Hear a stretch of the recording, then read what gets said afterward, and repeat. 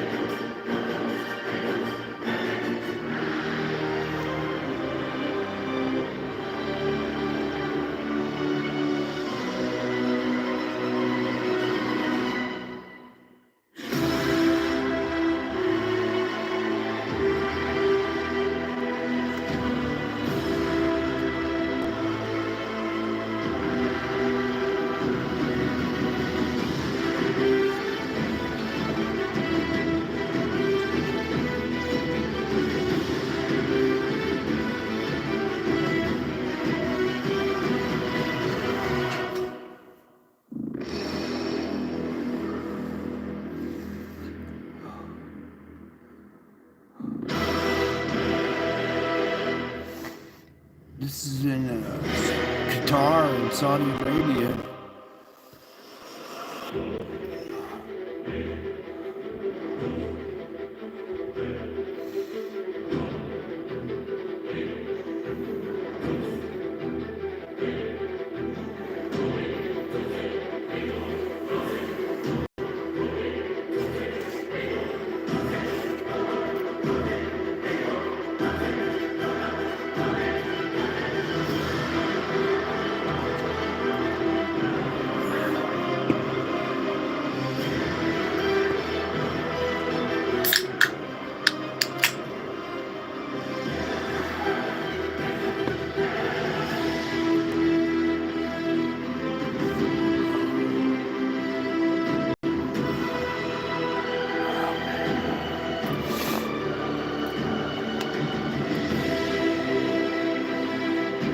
I'm hanging in there barely.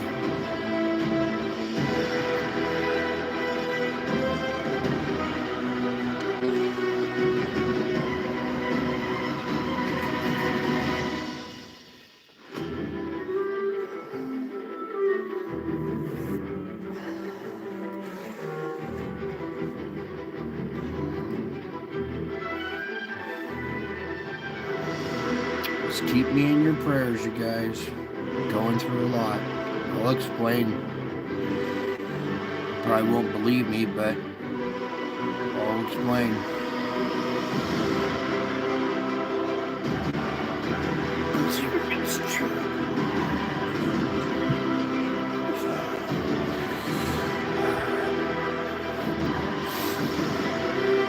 Okay, intro's almost done here. This works.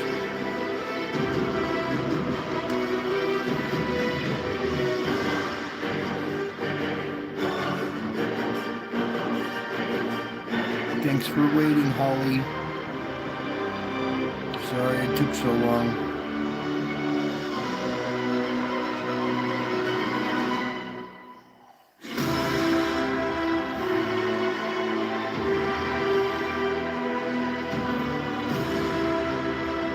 Miki, appreciate our time together a little more than,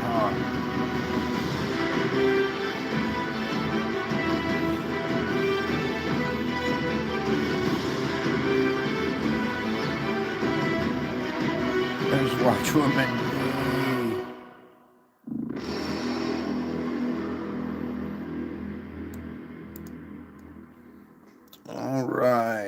Howdy, folks. Welcome back. I told you I would be back, just not right away. So forgive me for the lapse in time there. I've been going through quite an ordeal. So,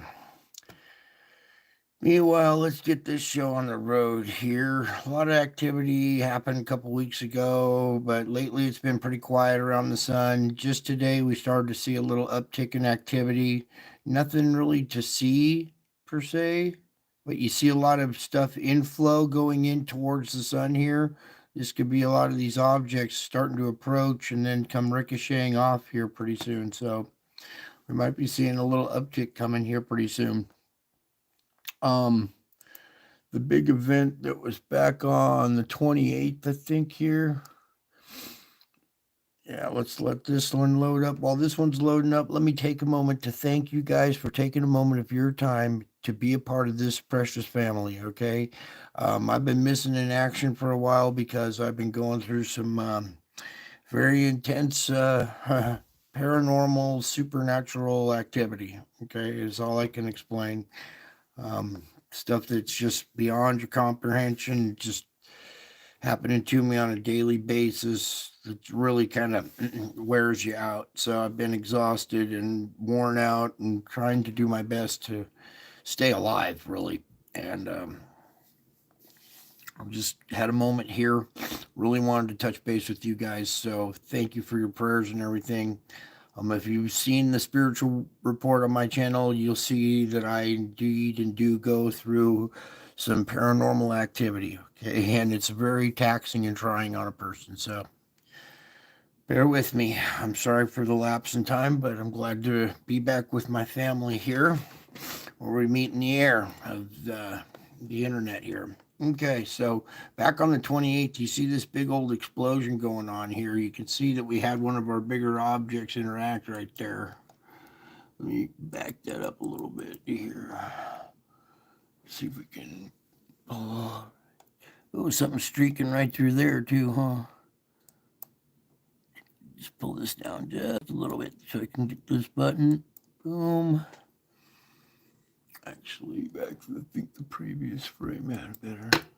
So you can see our spread coming out all the way here. It's hitting the face of something right here and spreading out. You can see your damage ring spreading out across this round spherical object out there. So since then, it's been kind of a little hit and miss and kind of quiet. Okay, so that was our last big event that we saw back here on the 28th. Here we are today, the 11th, and we'll take a little peek at the 12th here in just a sec here. All right, so there's your activity. Not much to look at for right now, but note all your inflow going in towards the sun around here. So we might be seeing some ricochet activity happening here pretty soon. Hi, Whitetail 7. It's good to see everybody. Thank you, everybody, for being here. Oh, I'm sorry, I've been missing.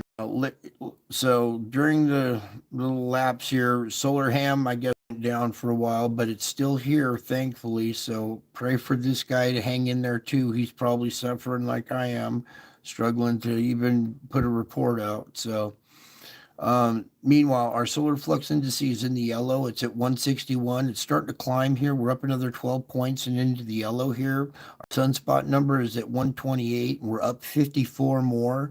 You saw those little objects starting to, interact heading towards the sun. So I believe they're the cause of some of these sunspot numbers. So we've seen an increase of 54. Meanwhile, areas in the green. I want to take you over to this one really quick here if we can. Just touch base with these sunspots really quick here. Okay, we have this little component right here. It's not numbered, but red and blue right here. We'll have to get the numbers on these. Another sunspot group here. One strong polarity, the other one's not very strong, so a little patchiness over here on this side, but our first decent kind of sunspot grouping right here, so something to watch for. Meanwhile, let's back out of this and slide on over and see how fluxed we are. Okay, for a while, we've been seeing really quiet activity on the GOES X-ray flux, just hugging the sea floor and even dropping below the sea into B level. Okay, so That's a little too quiet sometimes. All right. So the sun's been, you know, decently quiet for quite a minute here. Now all of a sudden you see it kind of popping back to life. These are the Earth eclipse and the satellite, so just little dropouts in data. But you can see here activity went from really quiet and below the seafloor to a little uptick in activity today. And then here's another little blurb going into tomorrow. Would you guys like to take a little peek at tomorrow, a little peek into the future? No? Well, tough. We're gonna do it anyways. You know me. Yeah, let's double back and refresh for every last frame. There we go. All right, so a little peek into the 12th here as we start to transition into the next day here. Still little puffs coming out here and there. Not much to look at right now, so thankfully not too exciting right there. All right, so meanwhile, back over at Solarham, just this little uptick going into tomorrow, little drop out of data, but then latest data is pretty low right there. So good little positive report right there, at least as far as our new uptick in activity. Okay, meanwhile, your 3-day geomagnetic forecast is all green for the next 3 days. Just recently, we'd had a couple of G1 magnetic storms. Okay, so we absorbed some energy down below, which affected our core. The core and the shell have been grinding a lot lately. Okay, and some of you that follow MBB, he showed you on his Schumann resonance report a lot of intense spiking and stuff on the Schumann. So we had some geomagnetic storm absorption that affected the core, causing the grinding down below, causing our Schumann resonance to, go off the charts and stuff. So we'll get to that in a minute. Meanwhile, we're all in the green for the next 3 days, which is good. Let's pray that, not much comes out of this latest round, come burping out of the sun. Meanwhile, X-flare potential way down at 5. We have a new little graph here now, and you can see our KP is up here about almost 4, just a little under 4. Okay, so it's a little unsettled. It's around 4. We have a little bit of yellow in here. Might reach 4.5, 5, maybe a little later, but nothing too bad. We'll even open up these auroras. You can see just a faint little hint of yellow there and a little here, but it's not too much. Okay, meanwhile, your KP is about 4, right? We're a little under 4, so we might see a little uptick in there. Meanwhile, here's this sunspot, 4019, this one that's beta delta. That's the one I was showing you on the charts, the configured, the more organized one. It doesn't have the gamma component, which is kind of odd. Usually it goes beta gamma before a delta configuration hops in there. So a dangerous one to watch because we already have our delta configuration. So we got to watch out. If this other pole gets pretty intense, gets more intensified, that'll be beta gamma delta. All right, so these reports here are a little dated, but let's get back into this. Below is a look at the visible solar disk as we head into Tuesday, March 11th. The solar activity has been at low levels the past 3 days with only minor C flares detected. AR 4019 located in the northeast quadrant showed growth during the past 24 hours and will be monitored. A few other regions appear to be forming as well as will also be monitored, and an isolated moderate M flare will remain possible during the next 24 hours. The active geomagnetic conditions, your KP4, will remain likely during the next 48 to 72 hours as Earth passes through the coronal hole streams. Okay, visible aurora will be likely at very high latitudes, and you can see this is the one I'm talking about right here, 4019. Is this, let's see if we can get a little bit bigger. Okay. So this one right here is our one to kind of watch here as it starts to develop into rotate into Earth's strike zone. Okay, let's open up the tracker and do some track-a-lacking since we have been lacking some tracking for a while. And that one's not popping up, but maybe this one will. Let's just try loading this up. Cool. Some of this stuff at Solar Ham's still working, so I'm just thankful for every little bit that's working. After the trial I've been through the last few days, last month, I'm just grateful for being able to go live. It took an hour to reboot this computer and to find a page that would work, so I struggled through that just to get live. All right, so meanwhile, we do have a pickup in density right here. It's not much. You see, they changed the scale from 5 to 15. This is 20 at the height right here, so it's not much, but it's just a little hiccup. That's your coronal hole stream probably burping out and hitting us. Okay, so nothing too much. Hello, Bustin' Jiber. Bustin' Jeeber. That's a cool one. Welcome to the family, bud. All right, so there's your track-a-lacking, since we're lacking some tracking for quite a while there. All right, thanks for hanging in there with me, guys. All right, so back on the 8th, the solar wind speed increased to 550, and the BZ component, the interplanetary magnetic field, the IMF, currently tips south. Okay, so back on the 8th, it tipped south. That's when we had the G1 geomagnetic storm conditions. March 3rd,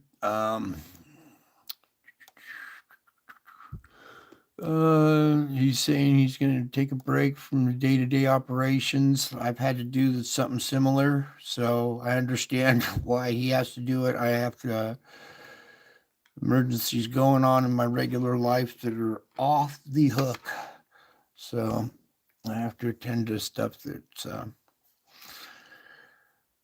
unimaginable. Anyways, back on February 28th here, this far side eruption, this is the one I showed you earlier. So he reported back on this. A type 2 radio emission was estimated velocity of 1151 kilometers per second was detected. So a velocity of 1151. That's huge, okay? It's really fast. And this was a result of the far side event. Okay, usually far side events don't cause type 2 radio blackouts, but no surprises at this channel. Some of these things retain some of that energy and it comes our way still. So over here, you can almost see this little moon right there. Another faded one right there. The further back you get from these images, sometimes when you zoom out is when you see them a little clearer. Yeah, the blood moon approaching. Oh boy. And we got something else approaching on the 24th. We'll have to talk about that too. All right, that was back on the 27th. I think we're done here. Let's move on into our spaceweather.com here. So, pull on up. Sure can. Let's try that again. It was being found just a minute ago.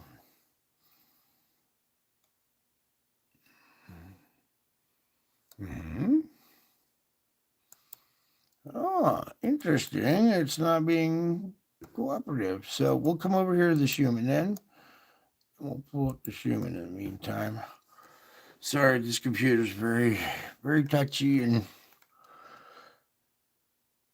very finicky. So it's a little slow, but still doing the job. Now, as we can see, a lot of missing data. There was a lot of spiking and a lot of craziness going on the Schumann.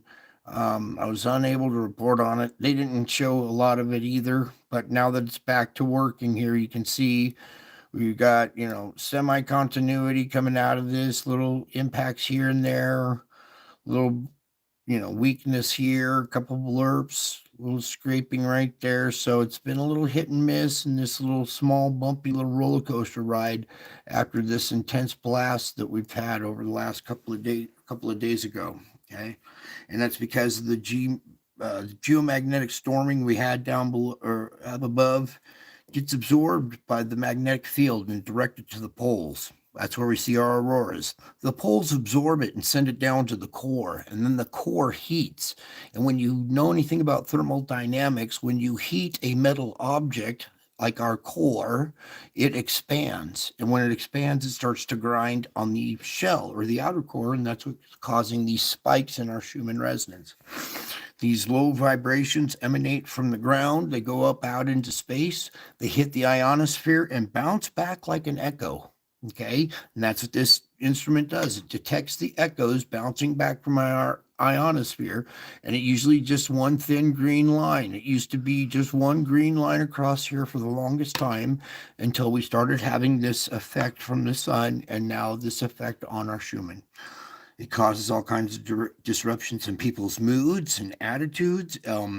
If you have any kind of injuries or metal plates and screws in your body, this activity can be painful at times.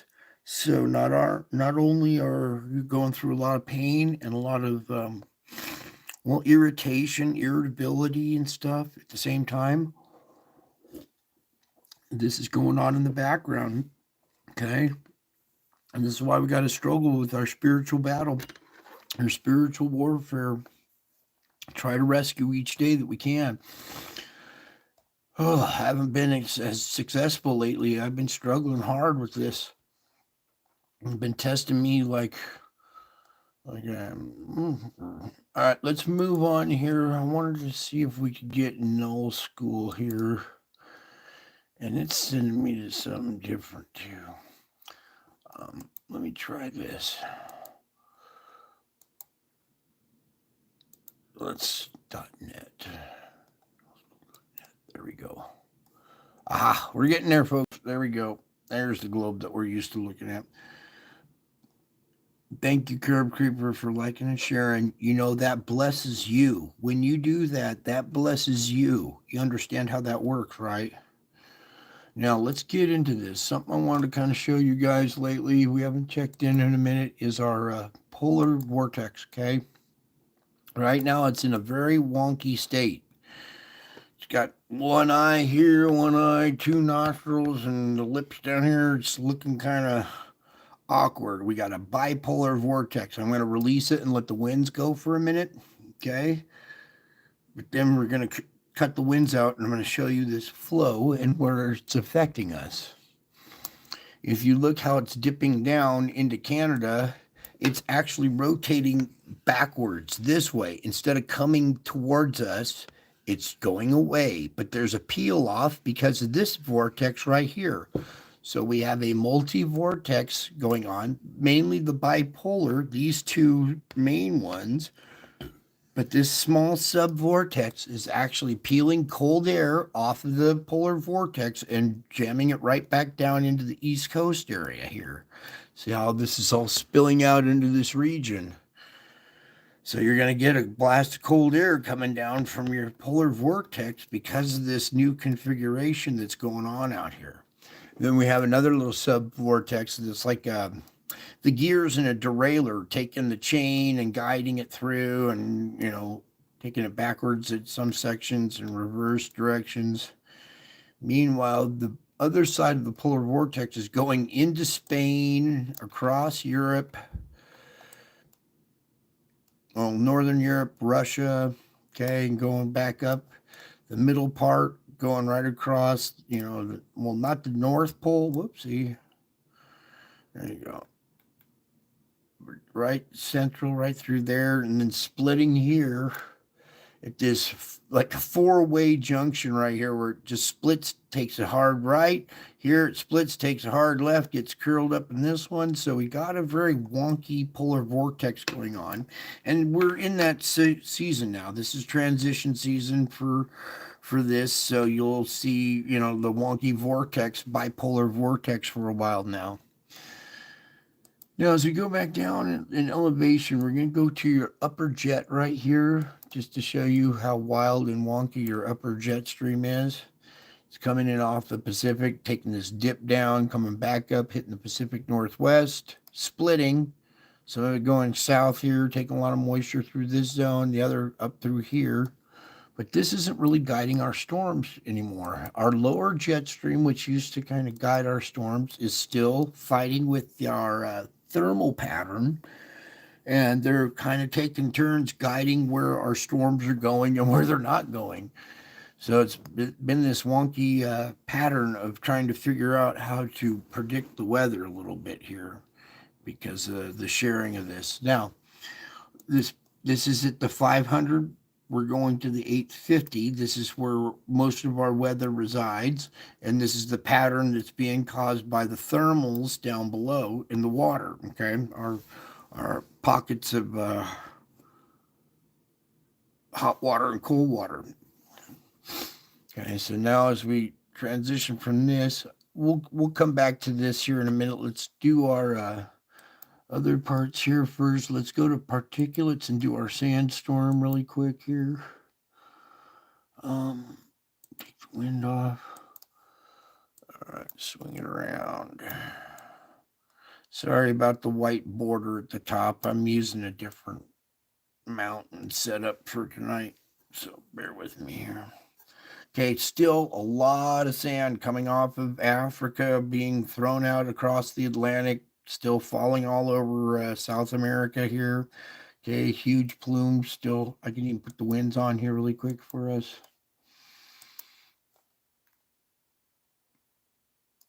You can see some of it's being pulled out by this rotation out here, being drawn out. A lot of it's blowing around, going way up into here, crossing the Mediterranean, going up through up through the Black Sea and stuff.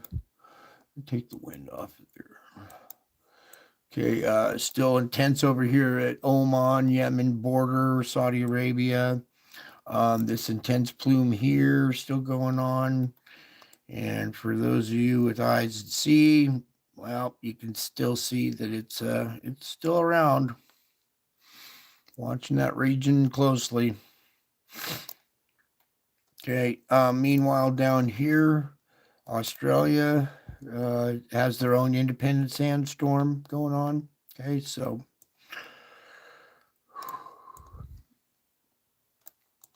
take a little peek around.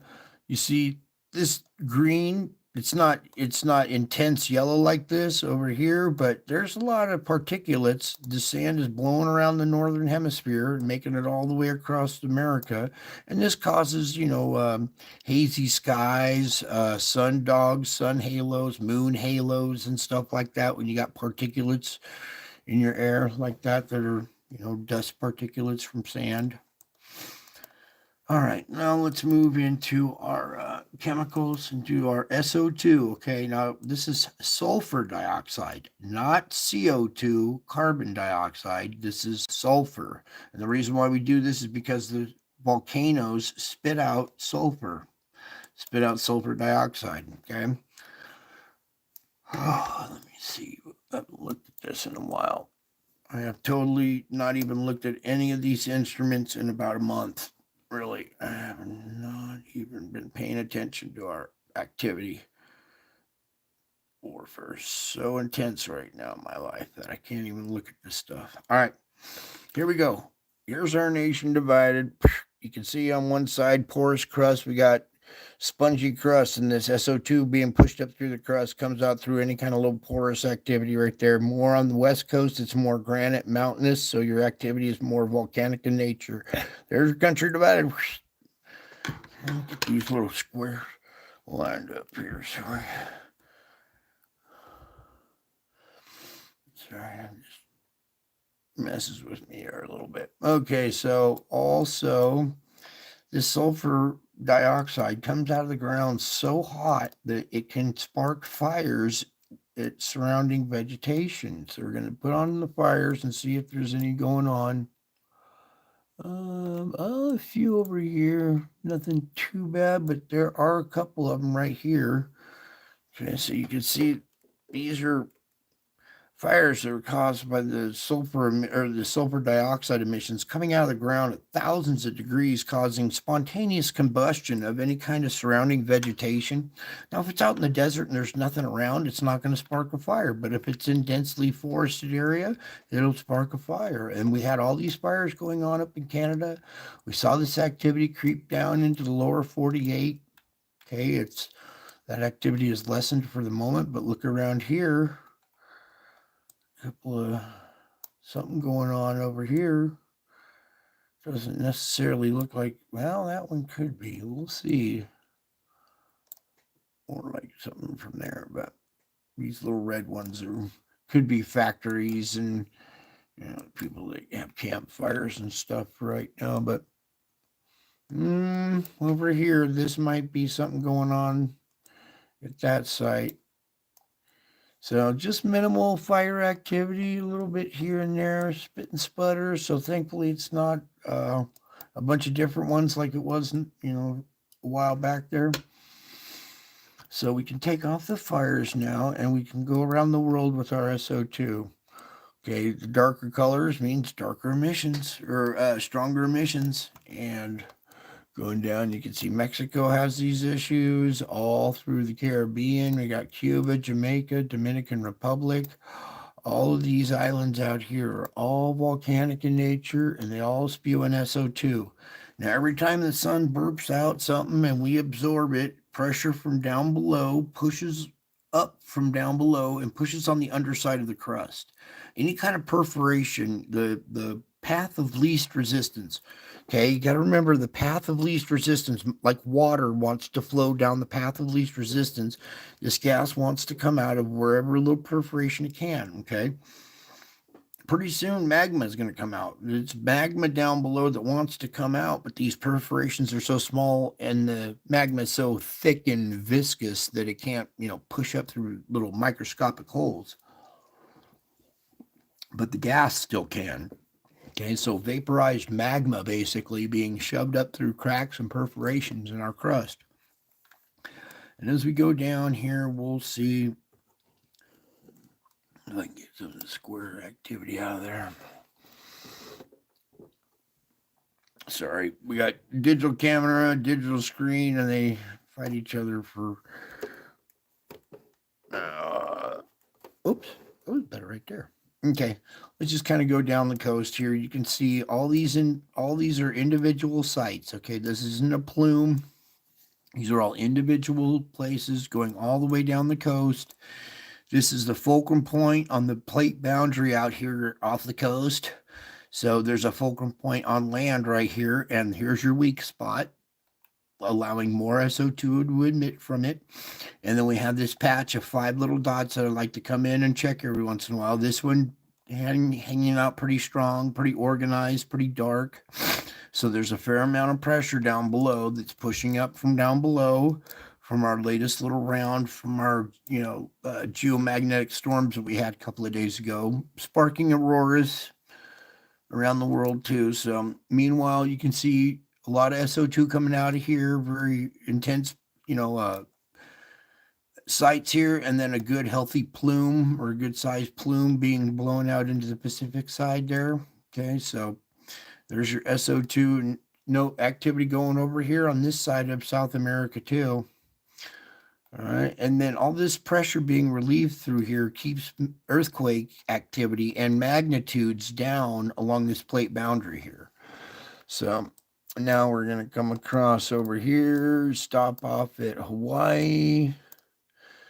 The Pacific Rim, much like the bicycle rim, has a hub, and the Hawaiian Islands are right in the middle of the Pacific Plate. And that's your pressure cooker, the little relief valve right in the middle on the top. Well, that would be Hawaii right here. And Oahu, allowing most of the SO2. Meanwhile, we still have volcanic eruptions going off and on here at Kilauea. All right, now let's come on over to this side of the world, adjust for their time zone really quick. 8 hours. Make it work. Oh. Now, as we pull in here, you can see very dark emissions coming out of China. They have very porous crust over here too, very spongy, and just bleeds and oozes SO2. Okay, they're lucky it's not magma that it's just oozing up from the ground there. Meanwhile, you got the desert up here, the Gobi Desert, an old body of water that's compacted the ground, so there's not any emissions because it's so dense. But you can see down here in India, they're having, strong emissions, and then the wind blows it up against the Himalayas here. The Himalayas won't let it over, so it just kind of keeps recycling and recycling like a fart in a car with the air conditioning on or whatever. And they're following suit. It's getting darker and darker in that region. And then over here in the Middle East, you can see it's peppered, just covered with all these different individual spots now. Okay, this place has been filling in slowly but surely all through this whole region, down through Saudi Arabia, stretching into Africa, along the Holy Land right here too. Okay, so all this area is just starting to erupt with SO2 emissions, and they're also having methane emissions, which methane being a flammable gas coming out at 3,000 degrees is already at flame temperature.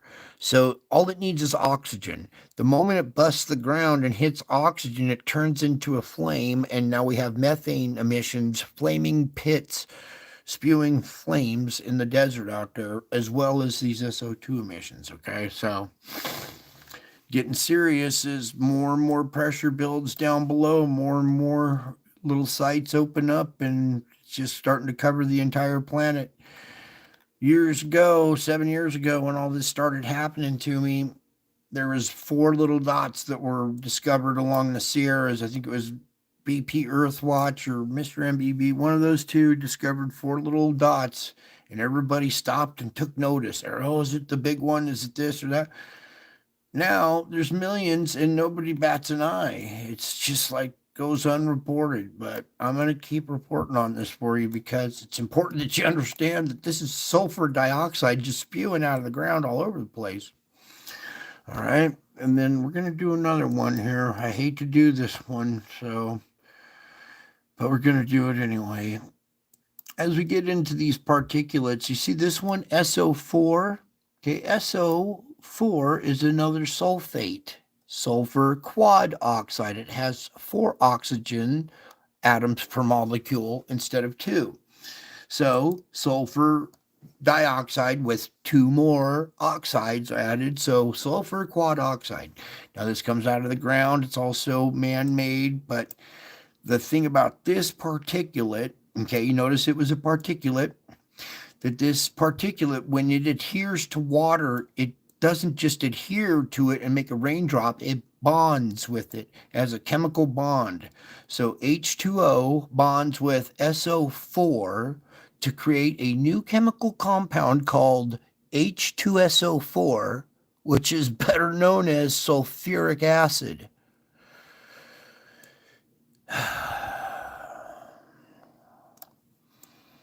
Okay, and all your storms are made up of what? Water? All your storms made up of particulates and water? Yep. And then this stuff adheres, compounds with it, and makes acid rain out of all your storms. Now they're telling you, oh, you got forever chemicals up there. Don't drink the rainwater because of these forever chemicals. Well, maybe you got some of those, but this is your main concern right here. Lots of sulfur dioxide and sulfur quad oxide, we'll call it for the layman's term, okay? It's a sulfate, okay? And this particulate bonds with water. Instead of just adhering to it, making a raindrop, it makes a acid raindrop. Sulfuric acid raindrop. And it gets caught up in these storms. See these big old storms twisting up out there? So every time you get a storm that's lashing you, it's lashing you with acidic rain. Okay, now let's get away from that. Let's come over here to the oceans now, and we'll do our sea surface temperature anomalies. Let's see, when's the latest we can get? 310. Yeah, that's just turned yesterday. Okay, so it's just 1 day behind as usual. Okay, this has changed a lot. We have a different patch that's opened up down here, just east of Hawaii. Okay, remember we had this big, huge red patch up here. Notice how all that has, tapered down and really died off. Look at the west coast here, how we have a lot of cold water inundation up here at the Wanda Fuca. So that's good news. I mean, look at that. That is just a sigh of relief looking at that right now for a minute. Thank you, Lord, for answered prayer there.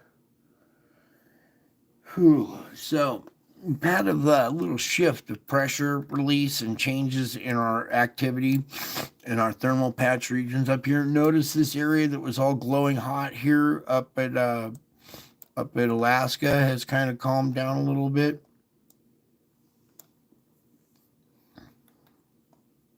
Then as we come over here, look how this has changed in Japan. This backside here, this northern island here. Notice the straits between this northern island and Russia here.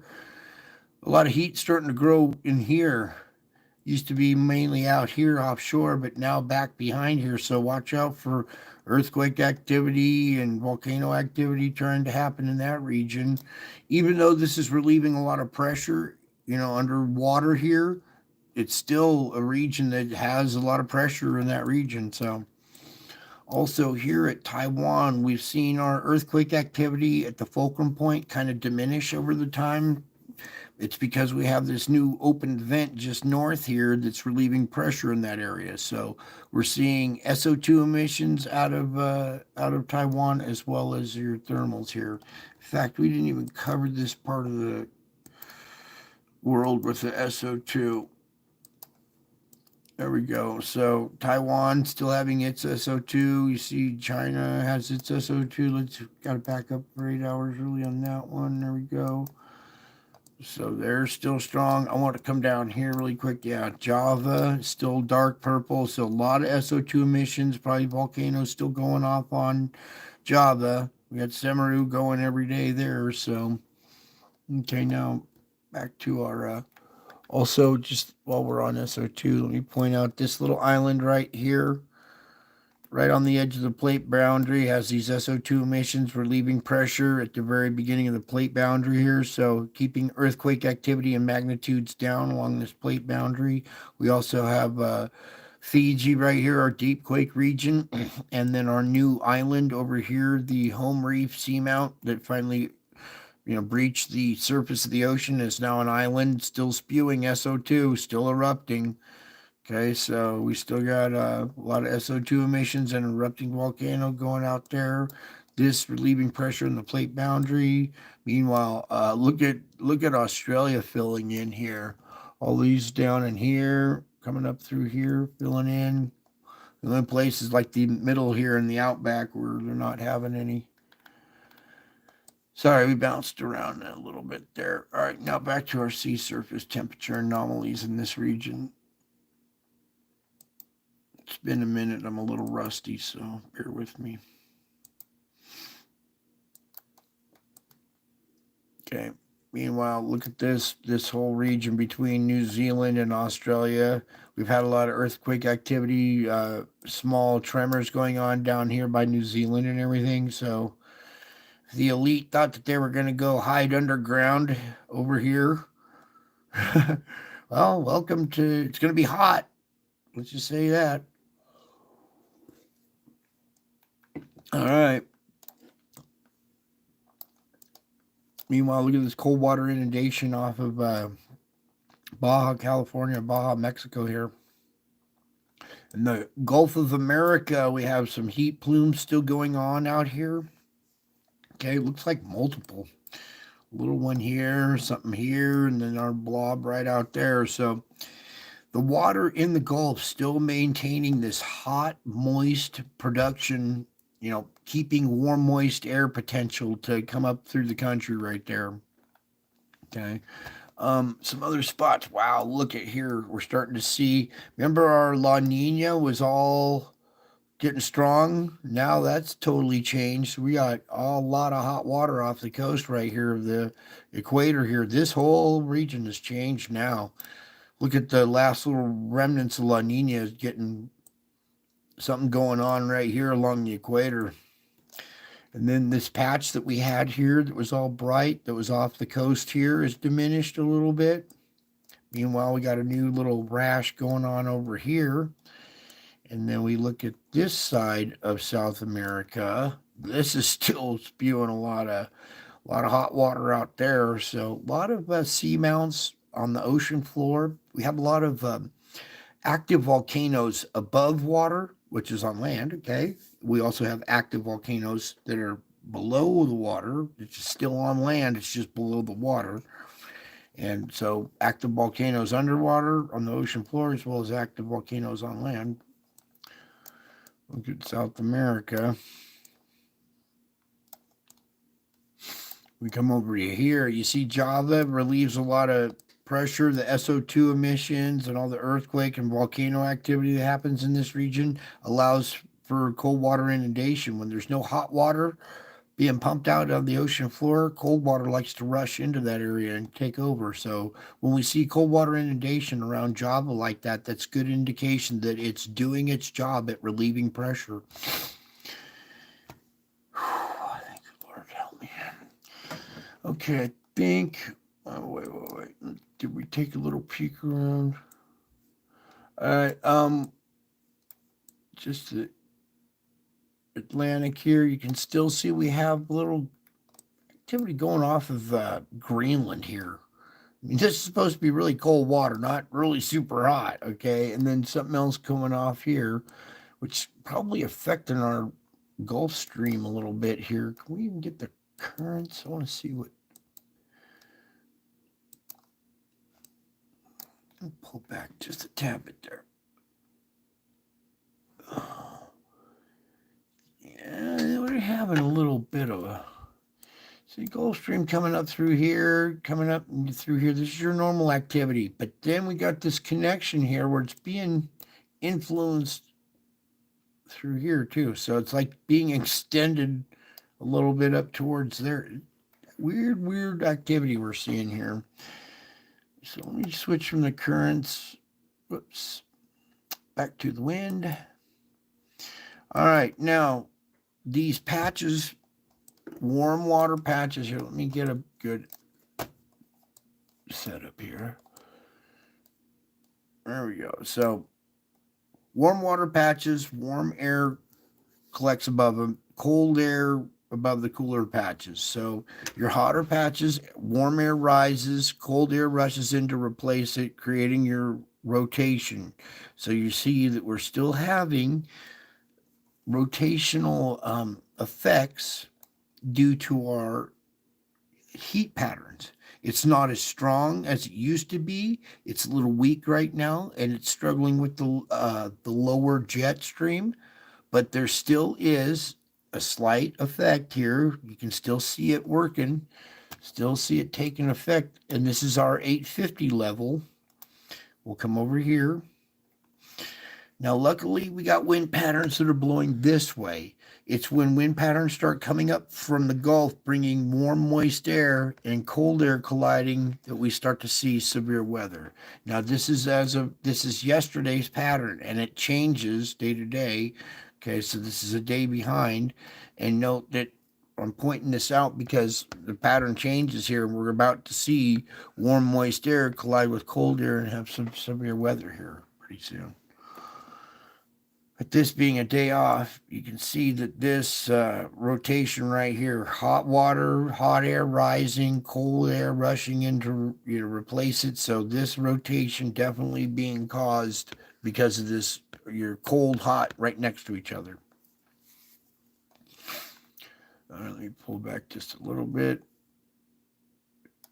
Okay, so our conveyor belt structure is changed over each time something opens up, it changes. So you can see we have even a change down here. All right, so that being covered, here, let's just take a peek over here. In case there's something we missed. All right, so I think we covered all of that. So let's get out of here. We'll leave the thermals on for our earthquake report. And now let's see if we can get the US IGBS to work.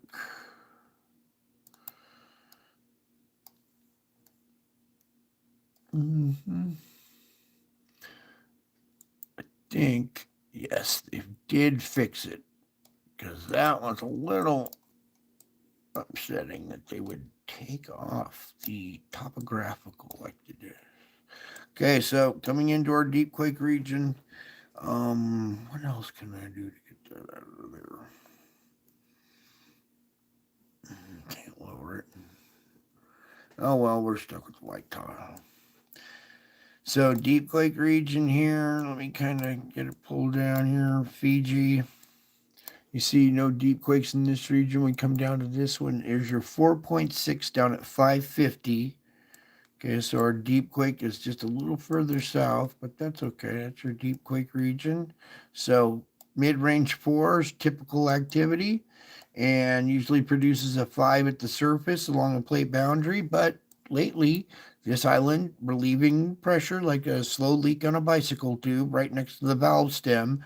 So pressure bubbles up from down deep here, wants to crack at the surface, but there's this relief valve right here that's slow leaking everything. So keeping magnitude and earthquake activities down in this region. Also, we have volcanoes going through this region, also relieving pressure, keeping earthquakes and magnitudes down. Once we get past New Guinea, here we start to see our earthquake activities. This little pit sometimes has some deeper quakes. We have a mid-range 4 down at 148. So if it's not the surface, usually it's a volcanic in nature, especially down at 148. So mid-range at a volcanic site, mid-range 4 at another volcanic site here. Let's come up here. Mid-range 4 at 35. Another 4.9. You know what we do with those, but that's down at 50. So still volcanic. All these, none of these are surface quakes quite yet. We come over here off of Sumatra on our plate boundary. We see a 5.9 here at the surface. So finally, we're starting to see some surface activity, and it's a good uptick of full magnitude. Should be 4.9 or 5, and this is a 5.9 or 6. Right here on our plate boundary. So there's 6 activity at the surface. That's an increase in magnitude already. Couple of fulcrum point ones here really quick. A 4.6 at the surface. 4.0 at the surface there. Kazakhstan. What's going on here? 4.6 in Turkey. And clear out here. Plate boundary 5.3. This region right here. See this plate boundary, this crack going through there? Right here, I believe, yep. There's an island, okay? So the weak spot here is actually allowed magma to push up through the surface here and form this island. The volcanic island, you can see the old craters, okay? So volcanic island, these are fulcrum points, multiple fulcrum points on running down this island. It has a zigzag. There's one there, one here, one there, one here, one there. And there's your earthquake activity right out by this island. So magma pushing up through the surface out here. You got your mid-Atlantic ridge right here where magma, nickel, and all kinds of stuff pushing up through the surface. So no surprise we're starting to see earthquake activity out here on this weak spot. This is a path of least resistance, 5.3 at the surface. Plain to see why we're starting to see a little activity out there. Okay, so there's a little indication of uptick in pressure. Also, north of Iceland, we have a 4.1 at the surface there. Iceland still kicking out activity at its volcanoes. Okay, we covered, let's just really quick up here, north of Japan, where we've seen, remember all the temperature building over on this side? Don't be surprised we start to see earthquake activity on this little plate boundary as well. But meanwhile, 4.4 down at 35. This is on this little volcanic ridge, underwater ridge right here. It's not down on the plate boundary, so a little indication, pressure in this area starting to push on volcanic ridges there. All right, now that we covered all that, we can come on over to South America. We covered all that. Yeah, let's do South America in this region. We'll do America last here. So Cocos Plate, we have 4.3 down at 126 here in Nicaragua. Meanwhile, on the other side, with 5.4 in the Western Caribbean here. You know, we had some bigger activity on this little plate boundary going through there. Now just south of that, 5.4 at the surface. This is a new spot to watch here, especially 5.4. That is an indication we might have a new path of least resistance forming right there. Also note, 5.4 at the surface scrubbed a lot of energy there too. So there was some pressure built up there, released here, a little deeper, and then released right over here too with a 5.4 at the surface. That's a new spot to kind of watch there. Meanwhile, activity out here, 3.7, slight uptick. Actually, no, that's normal these days. Now, here we are in Peru with this 5.6. Note the depth, 640. That is hella deep for being on land here. This doesn't even look like a volcanic feature or anything. This 4.3 at 129. Okay, so this thing, let's dive in, shall we? Oh, there is just nothing but jungle, jungle, jungle. No.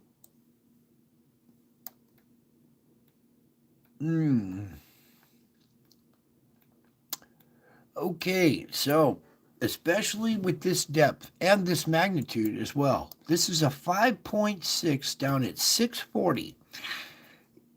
That is one of the most diverse quakes I've ever seen. If you want to talk about quakes being in odd spots and being a diverse quake, that is one right there, I would have to say, because it's not on a plate boundary, it's not at a fulcrum point, there are no volcanic features. The depth of it is way, way down there. I mean, we don't even see that depth over in our deep spot at Fiji. Rarely do we see 640. So this is, way, way down there and a pretty good magnitude. This might bring other activity to the surface in this region. Deep quake, mid-range 5 could bring a 6 at the surface. Sounds crazy, but we might see it. Alrighty, I think that covers all that. Now let's get, into America. All magnitude. Thank you. Cool. It's good to see this is working still. All right. We did have some fulcrum point activity out here not too long ago. It's probably not on the map anymore, a week ago or whatever. But meanwhile, as we come in here, you see all very small micro quaking coming through this region. Little fulcrum point, 1.9, nothing too big. Excuse me. Meanwhile, your Wanda Fuca, very quiet because, well, we have cold water inundation. All that red and all the pressure that had built up in this region is all diminished now. So nice and quiet. And we got typical fulcrum point activity, 2.4 like this down at 23. That's just a little indication that it's still there. It's still alive, but very small. That's good. Real quick on this. What's this one? Please, Lord. 3-1 at a depth of 4 up there. Every once in a while, when this calms down, we see activity at this Yarrington site get an uptick. And here we are with the 3.4 over here at a depth of 3.5. So a little activity still going on at this weak spot. You see these other ones there, 1s and 2s or little mid-range ones. So they're nothing too big, but right there, we had a little exchange. This 3.4 took away some of that pressure when this one dies down. Also, as we come in through the geysers here, it's doing its job. Do micro quaking out around here. Also, here we're starting to see 2.8 at Lower Lake. This is a new little spot. All right, we come down, diminishes some of the pressure, so we see like 2.4 in the North Bay here instead of bigger range, bigger magnitude quakes. So all this geyser activity, relieves a lot of pressure as it comes down through this region, keeping quakes down to 2.4. South Bay 2.0. Okay, so that's just stuff that you can't even feel, so that's good. And it relieves pressure at the surface. Meanwhile, your I-type structure right here, very quiet. We're still seeing activity here at Malibu. They had a quake the other day. In fact, we'll have to go to 1 day. No, 7-day on magnitude. It is. All right, yeah, to take a peek here at what happened here at Malibu. And they had quite a little quake swarm here. Here's your biggest quake. Whoops. Your 4.1 that was at a depth of 11 the other day. Caused a little tsunami alert, but no big deal. But since then, we've had this activity 3.2 here. Today's was a 2.4. Some of these are mid-range 2s. Okay, so we've had just a little cluster of quakes, a little activity going on since this 4.1. So something shifted down below in the strata, a new little path of least resistance going on here at Malibu. And this is right on that eye, on the edge of that eye structure that I'm kind of talking about here. This boom comes out, comes back in, goes, hooks up with the plate boundary, comes back down, hooks back up here. So this elliptical oval eye-shaped type structure, and then right as it comes in and hits land, that's Malibu right here, and that's where they're having some of their quake swarming. Following that structure, being right here, 1.4 at San Bernardino, little quake swarm right here on this fringe of it. Here at Hollywood. Yeah, Hollywood and Universal City is on the fringe of that eyeball structure right there. Ooh, watch out, baby. All right, well, we're looking at a week's worth there.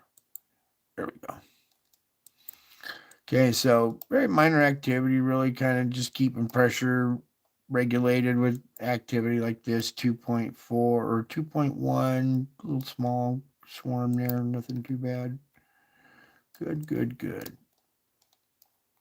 So we're kind of bouncing all over tonight. Try to slow down a little bit. Meanwhile, man-made perforations in the crust over here, we all understand how that works. 2.0. Okay, good. Very minimal here. Little swarm of ones probably there. Looking to see Oklahoma. Okay, nothing along the New Madrid, nothing up along the Craton. So that's good news to report as far as our earthquake activity. Okay, the only thing is this little new guy, and then this oddball quake way down at 640 there. That's pretty deep for a quake. Something else that I wanted to kind of note here is quake activity around the volcanoes that was going on here in Africa seems to have died down for right now. Okay, so I noticed that. All right, let's move on to our volcano report. You guys all hanging in there? Oh, I better get rid of this thing so the volcano report will pull up. What? All right, so there's 38 erupting and 40 in warning now. 38 and 40, 78 volcanoes. Now, 7 years ago when all this stuff started happening to me, we just had one volcano. So if I'd have told you, hey, 7 years from now, we're going to have 78 volcanoes, you would have laughed and said, Brian, you're crazy. Well, here we are, 7 years later, 78 volcanoes, and yes, I am still crazy about you. That's why I do this. Let's get into it, shall we? Okay, we haven't done this in a minute, so today, March 12th. Going into tomorrow already. So here we are. Look at these lava fountains here at Honolulu Crater in Hawaii here. All right, this bit. Where was video? There was video of this. It was pretty impressive. These are shooting way up there. Okay, so the hub of the Pacific Rim, venting pressure through volcanoes, shooting fountains way up high is an indication of pressure built up down below. Here's a good indication of pressure being relieved right here at what volcano is this? Kobe's estimations from Fuego on March 10th. So that's what Fuego looks like from this angle over here. So no wonder why they call it Fuego, fire, okay? Spitting fire and ash. So there's Fuego going off. Here's Ibu, or IBU, IB with you, at what, 7,000 feet. So that's pretty good height for Ibu, okay? Luatobi Flores, no height on that one. No height on Semeru. Actually, probably 14 or 15 on Semeru. Ducono, 9,000 feet. Here's Kilauea, another 13th effusive period. Okay, that's these periods of when it erupts and then it quiets down, and the pressure builds and it erupts again, and then it dies down. Those are effusive periods. We are on our 13th effusive period. So another 13th effusive period commenced with the Hamalua crater floor on March 10th at 2:36. So this is the 13th fluctuation where this volcano has simmered down, erupted, simmered down, erupted. Okay. So each time the sun is going, spit something out at us, we see another effusive period to commence out of this volcano. And here we go again with the 13th one. Excuse me. Popocatépetl here, 21,000 feet next to Mexico City. Washington warned about a volcanic ash plume that rose up to an estimated 21,000 feet. Okay, over Mexico City there. Santa Guido still pluming out there. Fuego that we just looked at, known as a pyroxysm, strong eruption, had a pyroxysm. What was the height? 500 meters. Nevada del Ruiz, 20,000 feet. Okay, Reventador, 15,000 feet. That was just in the last few minutes. Because here's today, which is now yesterday, March 11th. So let's take a peek at what was today and is now yesterday because, well, I'm telling you, time flies at this channel, man. Whew. That's a lot of red. That's a crazy looking map. The red ones are currently erupting and the yellow ones are active, which I consider active. Okay. And don't forget, we have a currently erupting volcano on the continent of Antarctica. Where's your headlines? Where's some press on that one? Meanwhile, here, Michael, these ones all kind of came to life. Though, no wonder why we're not having earthquake activity. We have a fully active volcano at Namiragira here, so... And Erta Ale still fully active. Stromboli and Etna still fully active. Look up here at the Kamchatka. We got Shivalus, Kluchevskoy, Bizimani, Karaminsky, Alade, and Ebico. All of those are currently erupting. That's craziness. Crazy, crazy map. All right, moving on from the craziness. There's Ibu. I be with you on this cute little island, huh? Wouldn't that be nice? Luatobi, Semeru, Ducono. All cool little satellite images of green with white. Sakurajima, here we go. Exploded at 2053. 6,000 feet there out of Sakurajima. Ibu, probably 7 or 8 there. Luatobi, doesn't have one. Semeru last reported, probably 14 or 15. Ducono, 10,000 there. Santa Guido, 14,000. All ovens are filthy, so careful, don't eat your oven. Fuego, 13,000 feet. Nevada del Ruiz still going. Reventador at 15,000 feet. Oh my goodness, that's what I need. All right, a lot of craziness going on. Let's even take a peek into what happened here March 10th really quick. Ooh, look at all these earthquakes over time in the past 30 days near Colombo volcano. Wow, quite the swarm, huh? Earthquake swarm. Then you see the pressure built, all these earthquakes went off, had bigger magnitudes, and then it starts to taper off with the smaller activity and less activity in smaller quakes. So, Sakurajima, let's just take a peek here really quick here. Colombo in Greece, the earthquake swarm in the area halfway between Santorini and Amaguris Islands continues to decrease. Whew. Only occasionally, earthquakes have been reaching magnitudes higher than 3. There are no indications that the seismic activity is related to the submarine Colombo volcano. So this Colombo region here in Greece starting to decrease. When activity in the sun pops off, you'll see a little uptick in this. It'll start to increase again. You'll see another episode there. What was it? Effusive episode? Sakurajima. Ibu. Just do a Toby. 12,000. Semaru 15. There we go. Semaru and East Java usually 14, 15. So there it is, 15. Home secret, don't stick your finger in a candle, okay? It'll burn your finger. Little secret I learned at home. Don't stick your finger in the flame. It'll burn your finger. Kids won't believe it until they try it and they go, ow. And then they learn. Ducono, 10,000. Santa Guido, 14,000.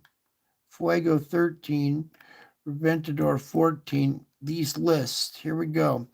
I want you to remember some of these blasts 14, 15, 13, that's way up there. That's putting a lot of ash, which are particulates, way up into our atmosphere.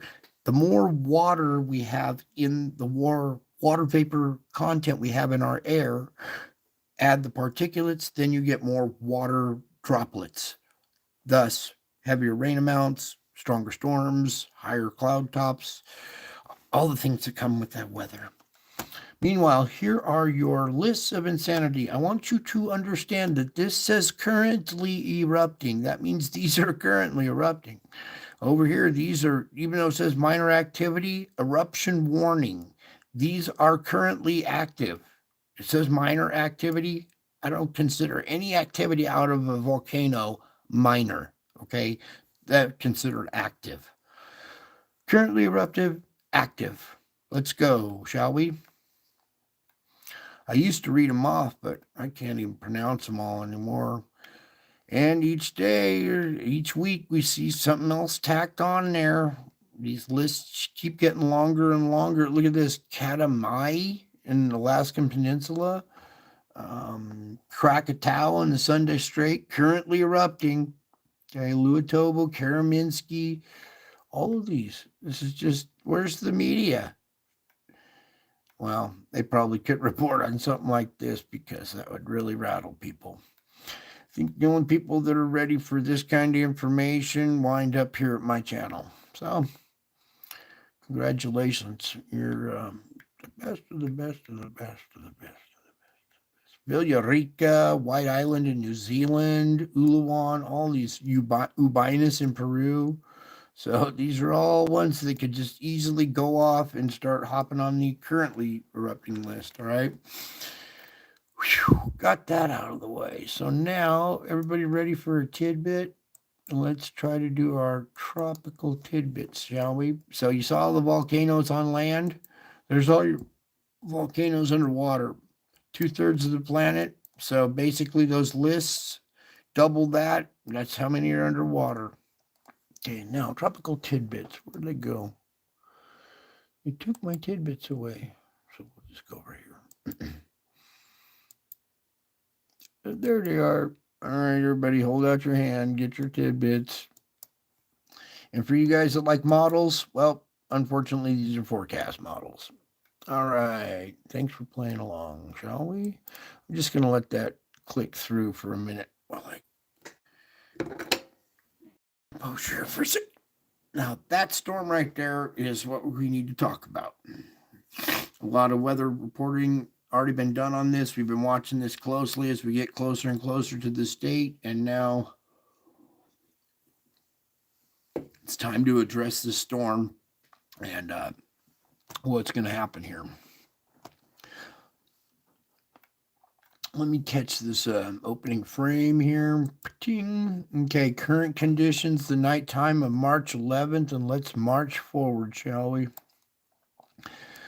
Current conditions, you got this storm that's approaching the Pacific Northwest. This is the storm that's going to start marching through the country and cause all this chaos, all right? So here we go.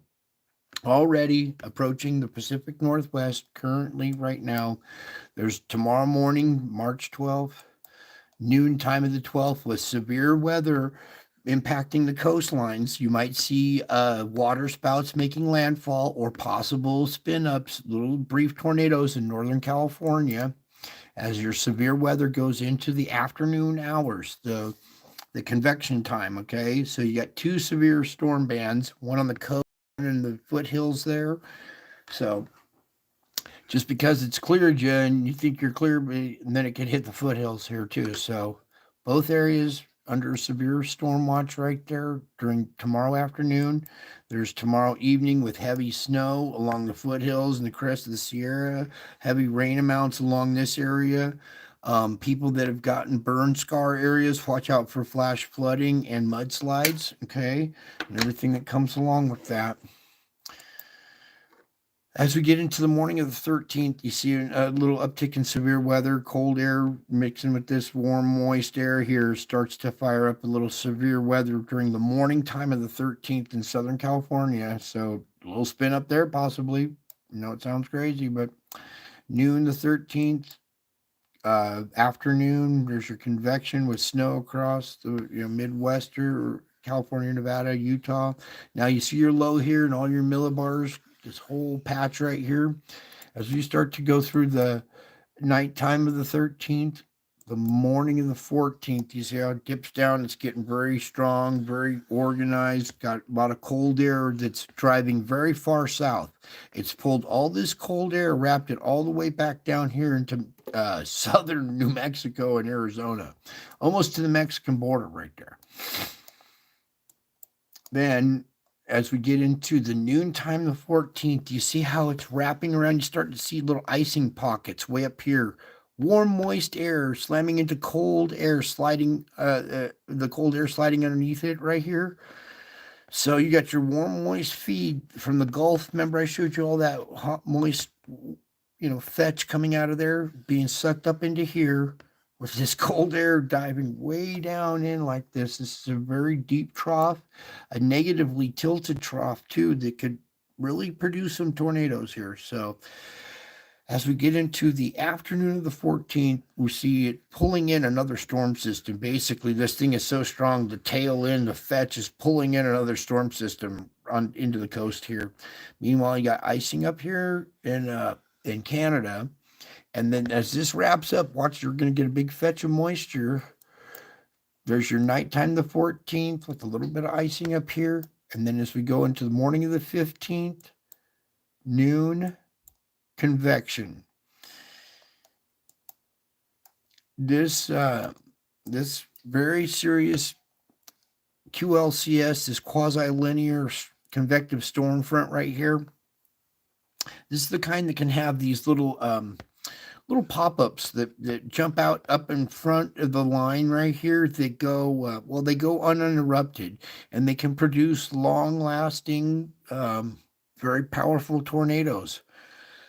So we'll have to watch this storm system here, because the afternoon of the 15th right here, this is going to be quite an event here, as well as this icing that's going on way up here in Canada. Note we got snow rotating back around here. So snow in Minnesota, North Dakota.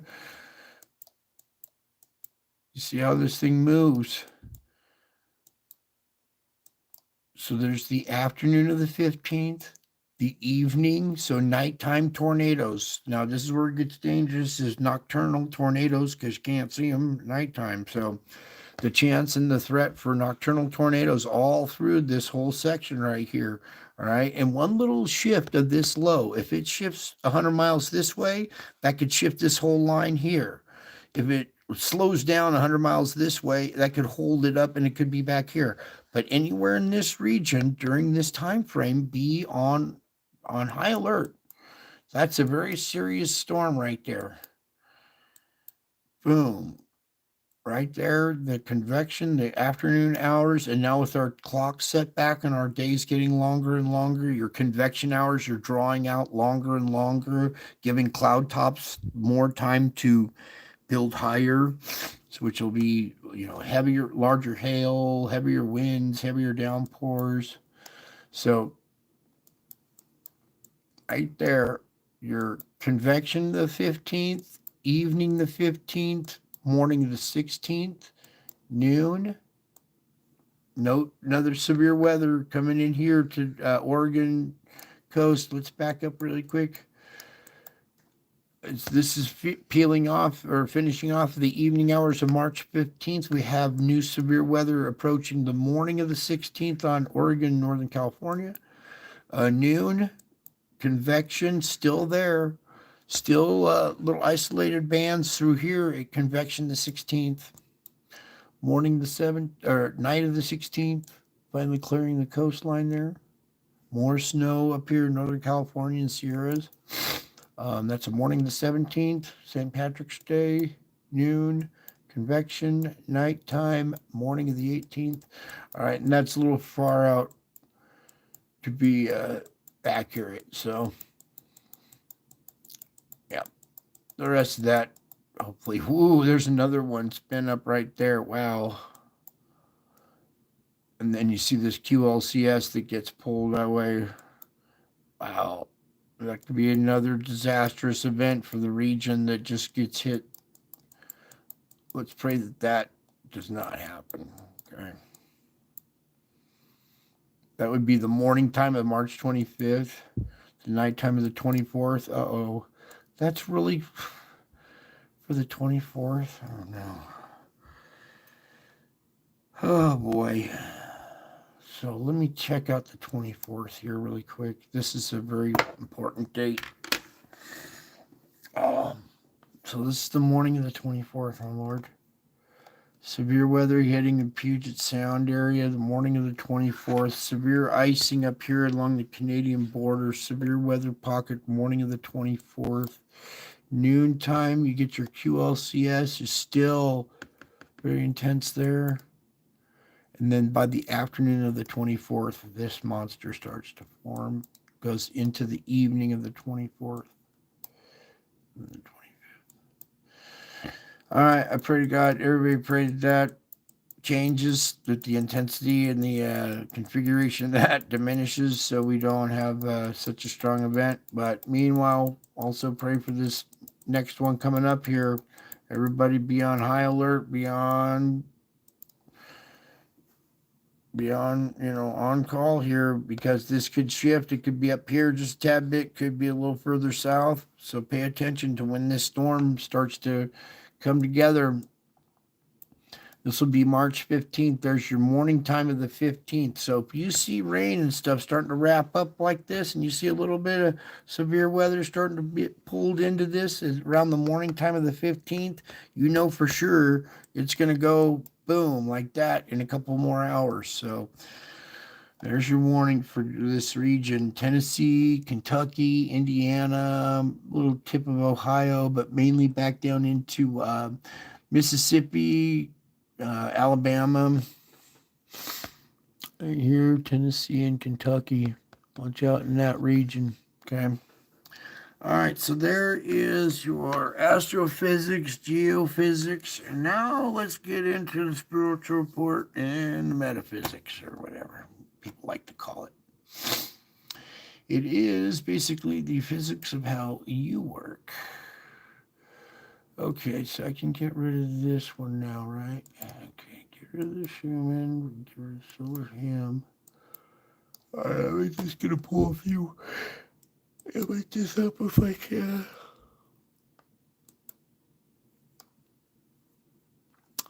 Not there. All right, well, let's try the other one. There it is. If I can get past an ad. Just pull up some images to read to you really quick. Strange how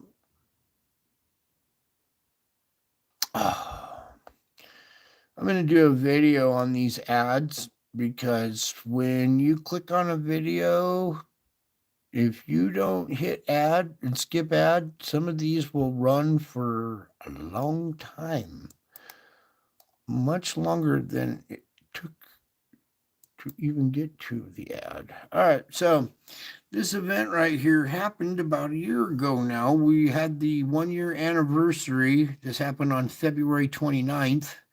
So that's a leap day.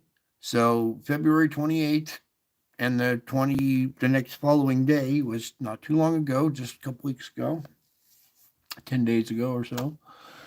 So 1 year anniversary of when this event happened, and we're just going to go ahead and play a little bit of this, and we'll get back to the image, and I'll read something to you. So hopefully I don't blast yours out. Now this has the wrong date. Okay, this is not the correct date. We had the original video, and the man said himself, this is December 20 or February 29th. I don't know. It says December 21st, 2023, 1:45 a.m. That's wrong time. They went inside, got people to come outside. Right. So they were walking outside, half just really tired, quick with this, so you guys get to see that this is indeed somebody's video, that they went and purchased a very expensive camera to get close to the moon. Antonio, people that right here that saw this. It's up there again. There's the face. And he says right there. It's not an app.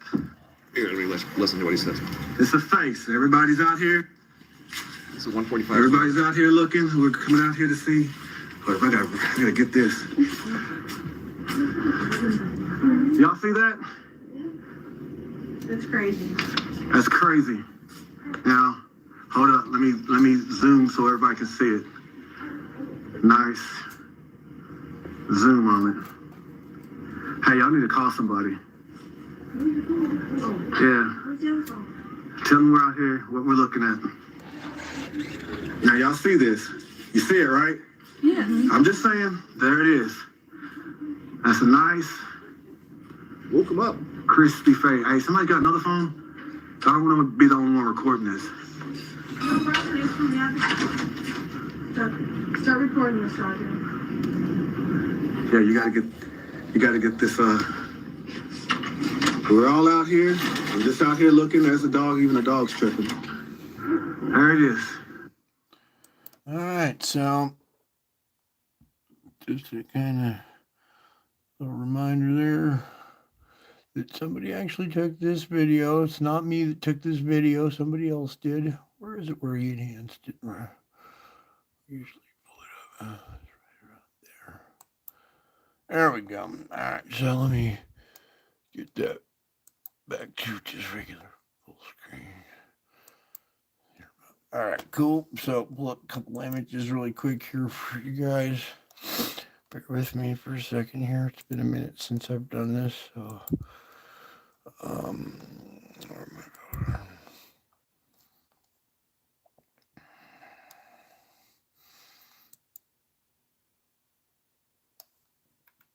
All right. So during this process that I've been going through, all started back on September 10th of 2017, right around the Revelation 12 star alignment. All kinds of paranormal and supernatural activity has been happening to me and around me everywhere I go. And luckily I was able to capture some of this. And what you're looking at here, most of you know what you're looking at right there. Okay. If you can't see it, tilt your head to the side. There's a face here with a crown hovering over it here in the clouds. Face with long hair coming off. This was taken April 17th, 2020 on Easter. Okay, so Jesus showing up in the clouds with his crown signifying power and great glory happened on Easter 2020. Revelation came true. That should drop. That should make everybody's jaw just drop and, earth-shattering headlines. But unfortunately, it's just a few that get to enjoy this. So here we go. So we got that pulled up, this one pulled up, and then what was the other one? Oh yeah, one more here. Over to my channel here. Pull up this one with the heart. And this activity continues still. Each day I go out, there's all kinds of weird faces staring at me, watching every single move I make. It's just, after a while, it gets very challenging, very irritating sometimes, unnerving other times. So it's important that you understand what you're looking at is real stuff. Okay, I've been going through it really hard lately, so forgive my absence. I'm trying to do the best I can with what I got here. All right, we're going to play this one for a second. Howdy, folks. Welcome back. So, snapping some pictures of the clouds yesterday, and I noticed something forming in the clouds. What looked like a face over here. And I'm going to start zooming in on this face because it's a real face. And if you look back behind it here, let's zoom in just a little bit. You'll notice that back behind here, this face is being projected by Jesus's heart right here. You can see it radiating out. Here's Jesus's face. He's pulling open his shirt, exposing his heart. His heart's radiating out this image in the sky. All right, so there's a good capture of it there. Let's go back just a little bit. Right there is better. All right, never mind my face here. More interested in this image right here, okay? This is priceless images right here. Very painful to hold my arms up and take these pictures, so I'm just thankful we captured them when we did. So it's important that I keep showing you guys this because this is the real stuff, all right?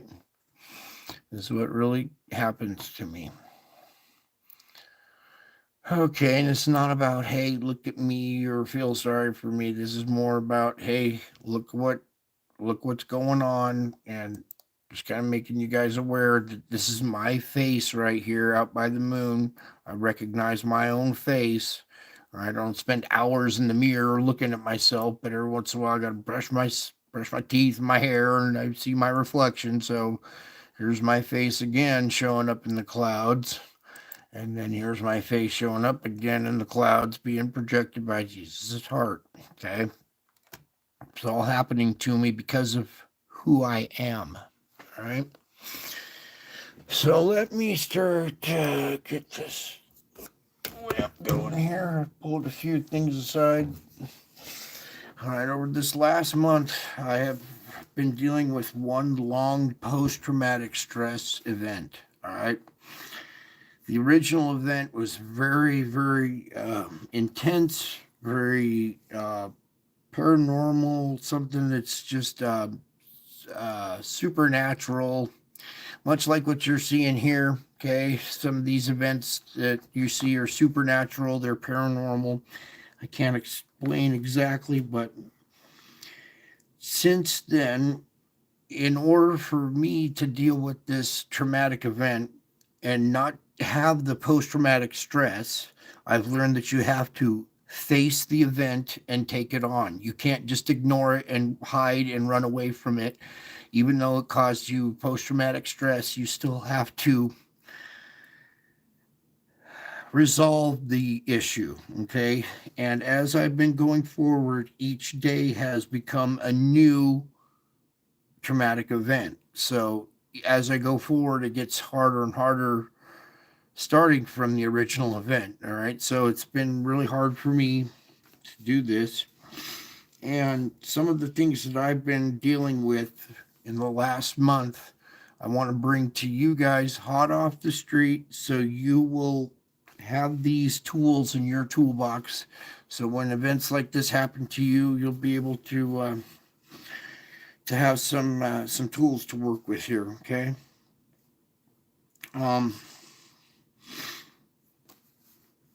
Now, first, before I do this, let me move this out of the way here. Get a little sip here. I'm sorry. I'm very sore, so I'm trying to get a comfortable position here. Now, as you look at that image right there, Jesus pulling open his shirt and exposing his heart and that love coming out, I want you to remember that nothing in all creation can separate you from my love. I want you to pause and ponder what an astonishing promise this is. You live in a world where separations abound. There are separations from wives, from husbands, children from parents, and friends from other friends. Childhood dreams from adult realities. But there is one terrible separation you will never have to face. isolation from my loving presence. Okay, you will never have to face isolation from my loving presence. Even if I haven't done a show in a while, doesn't mean that I am still not around and I still don't love you. I just need you to understand that I'm going through something that is very, very intense and very painful and very trying. Okay, so I'm using all the tools that I have to share them with you. Okay, I want you to cling to me with tenacious confidence. This gives you strength to cope with the uncertainties of living in this broken world, this broken, unstable world. Okay, there's nothing that's stable. So it's broken, it's unstable, and you need strength to cope with the uncertainties of living in that broken and unstable world. Anxious thoughts that can assault your mind and fill you with fear if you forget that my love will never fail you. So when you find yourself feeling afraid, grasp my hand in childlike trust and rest in the protection of my presence. And remember that perfect love drives out fear. The greatest wealth on earth is minuscule compared with the riches of my boundless love. Yet this is my free gift to all who follow me, like who follow me here on YouTube, like you follow on Facebook, you follow here on YouTube. So, for all that follow me, grasp my hand in childlike trust and rest in the protection of my presence, and remember that my perfect love drives out fear. The greatest wealth on earth is minuscule. The knowledge and all the media is minuscule compared with the riches of my boundless love. This is my free gift to all who follow me. Now ponder how priceless is my unfailing love. Okay. As we go through our days and we're struggling, we're taking on real real life issues, okay? Ones that can rattle you to your foundation. It's important to remember to strive to live more fully in the present, refusing to worry about tomorrow. Okay, I get caught up in that too. I get these worries about, all right, I did all this work today, but what about, is it going to pan out tomorrow? And then it doesn't. So sometimes it does, sometimes it doesn't. But we got to refuse to worry about tomorrow. You got to strive to live more fully in the present.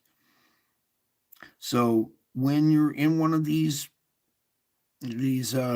spiritual battles, we'll just say, or you're under siege or something, it's important to appreciate that moment, that live fully in that moment, even though it might be suffering. It's important that you strive to live more fully in the present moment and refuse to worry about tomorrow. Now, striving involves devoting serious effort and energy into something. Okay, it's been taking a lot of my serious effort. Okay, it's been taking a lot of my serious energy. This affliction is real. I'm thankful and blessed, but it can be very intense and very hard, and it's a struggle. So I have to do a lot of striving, and I found that striving involves devoting serious effort and serious energy to something, and it usually includes struggle. So if you're struggling, well, that's where you're supposed to be. You're right where you're being tested. So keep striving, keep devoting serious effort, keep devoting serious energy to your striving to overcome and keep struggling. You must exert continual effort if you want to live present tense in my presence. It's not easy. So you have to exert continual effort if you want to live present tense in my presence. So I urge you to make me the major pursuit of your everyday life.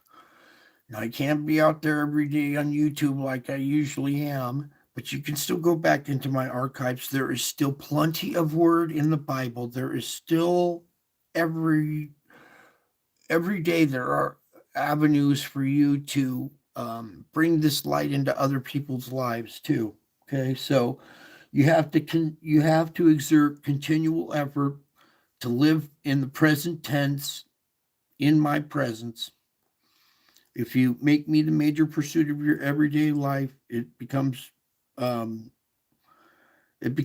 easier to do.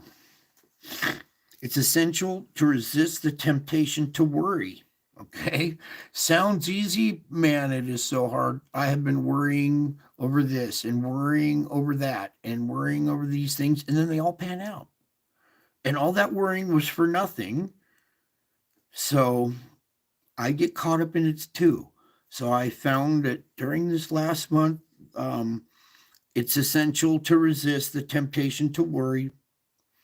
You got to remind yourself that you live in a fallen world that's full of sin and struggles, and that you will never run short of things that can provoke anxiety. I was thinking as soon as I can resolve this, then the anxiety will go away. If I just had a little bit more gas money or something, then I would feel better. But then another struggle comes up and then another one. So you'll never run short of things that can provoke anxiety. So what do you do? Remember that each day has enough trouble of its own, and that I carefully calibrate the amount of difficulty you will encounter on a given day. Some days it feels like it's way too much, but then you turn around and see that you did it. You thought it was way too much, but you made it through. So now you know that you can handle a lot more than you thought you could before. That's what I'm learning as I just went through this latest month. Okay, I thought I couldn't go through much more physical. Okay, and yet I'm still here moving, so it's still working. And you have to exert continual effort. Okay, it's essential to resist the temptation to worry. Sounds easy, but it's hard to do. But it is essential to resist the temptation to worry. Okay, remind yourself that you live in this world of sin and that you will have struggles. You will never run short of things that will provoke anxiety. So you have to learn how to curb your anxiety, right? And how to deal with it. So you do that by remembering that each day has enough of its own, that there's enough difficulty, that it's been calibrated. You only encounter so much on a given day. So that's why it's important that you don't future trip, because then you're putting tomorrow's stresses into today, and you've only been allowed this so much difficulty in one day. So don't compound it by adding future stuff in there. I know exactly how much you can handle with my help, and I am always near, ready to strengthen, ready to encourage, and ready to comfort you. So pursuing a close walk with me is the best way to live in the present moment. What's the best way to live in the present moment? Pursuing a close walk with me is the best way to live in the present moment. Keep bringing your thoughts back to me whenever they wander, and return to me joyfully, and I will take great delight in you and rejoice over you with singing. I actually sing too. I rejoice over you guys when I see you overcoming the world. Wow, good job. And I go alongside you. I go ahead of you as well as alongside you. So all the stuff that I'm giving you is like fresh off the street. I mean, I'm trying to give you the best advice that I can here. Okay.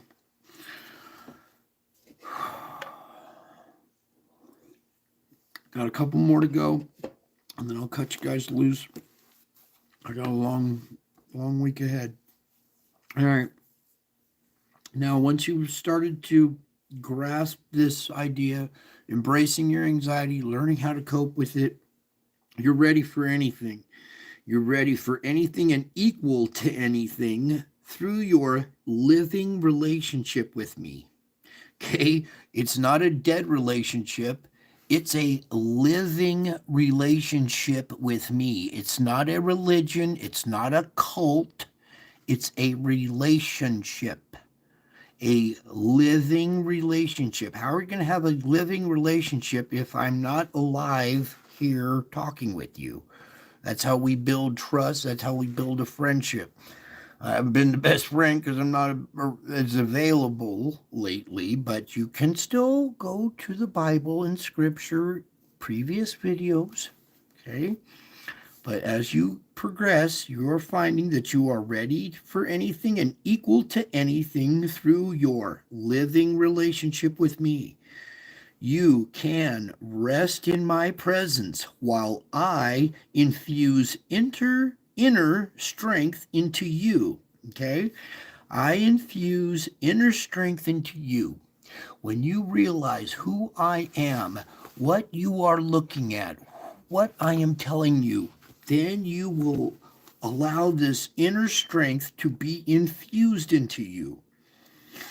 When you trust me, you have a living relationship with me, you realize I'm your best friend, I'm your buddy, I can infuse inner strength into you. Because you believe me, you are a child of the King of Kings. And because you are a child of the King of Kings, you are capable of so much more than you realize.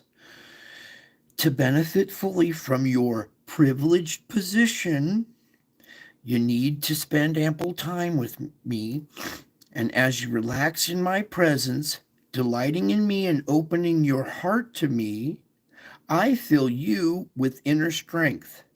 This time spent together is not only pleasurable, but it is empowering. Are you guys feeling the empowerment?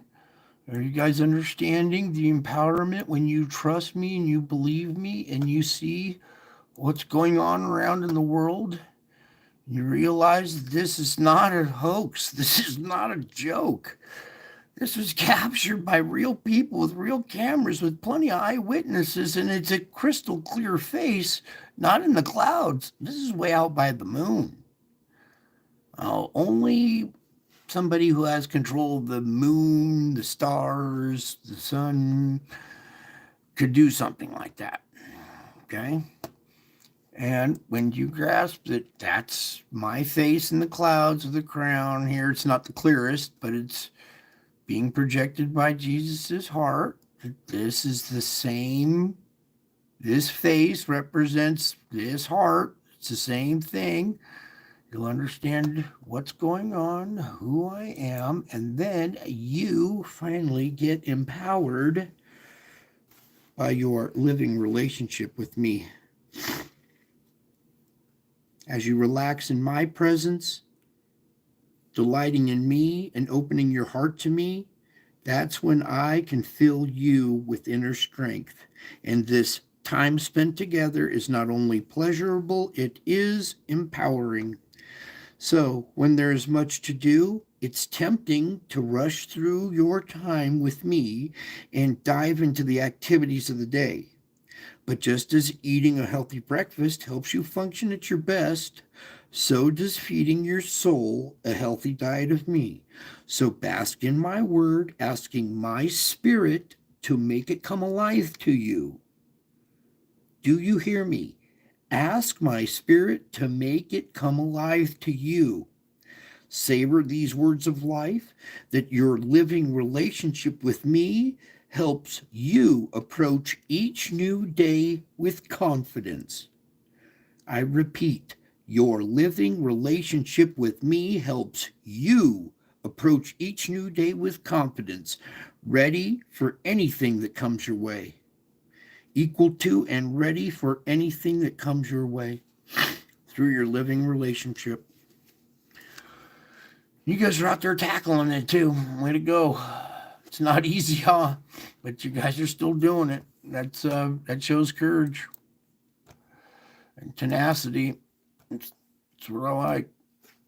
All right. Let's close out with this right here. We'll leave it on that one right there, please. Okay, so that's good. Actually, it's panned down to this one where it's kind of. I turned it 90 degrees there, so you don't have to tilt your head so much. Is that working out there? Kind of. All right. Okay. I've been caught up in worrying and planning and this thing called worry planning. All right. We worry and we plan about the next day's activities, hoping that this will all get fixed and stuff. So we do this thing called worry planning.